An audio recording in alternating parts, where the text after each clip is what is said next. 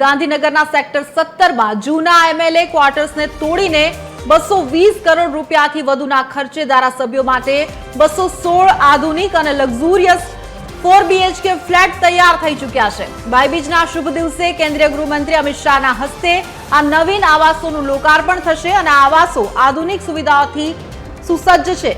ગાંધીનગરના વહીવટી અને સાંસ્કૃતિક મહત્વને જે વધુ ઉજાગર કરશે। આવાસો બનીને તૈયાર છે। તમામ જે લોકો છે ધારાસભ્યો છે તેમને આ ભાઈબીજ પડશે અને આ જે 4 BHK લક્ઝુરિયસ અપાર્ટમેન્ટ છે તેમને આપવામાં આવશે।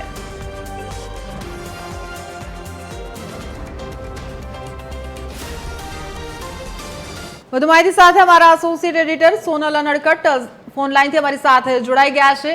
સોનલ, જે આધુનિક અને લક્ઝુરિયસ આ 4 BHK જોવા મળી રહ્યા છે, શું છે વિગતો?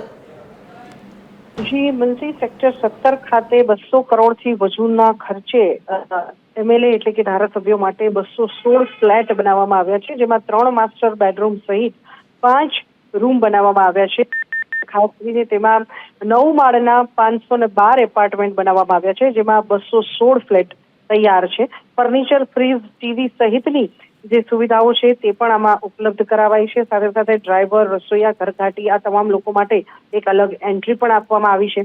આ ઉપરાંત meeting room, library, store room, dressing room સહિતની જે લક્ઝુરિયસ સુવિધાઓ છે તે તમામ આમાં એડ કરવામાં આવી છે। અનુમાન છે કે કેન્દ્રીય ગૃહમંત્રી અમિત શાહ આ લાભપાંચમ સુધીમાં આ જે નવા એમએલએ ક્વાર્ટર્સ છે તેનું ઉદ્ઘાટન કરી શકે છે, કેમ કે તેઓ દર દિવાળી પર ગુજરાત આવતા હોય છે અને તેમના શુભેચ્છકોને પણ મળતા હોય છે। ત્યારે તેમના આ મુલાકાત દરમિયાન, આવનારી મુલાકાત દરમિયાન તેઓ એમએલએ ક્વાર્ટર્સની પણ મુલાકાત લઈ શકે છે અને તેનું ઉદ્ઘાટન પણ કરી શકે છે।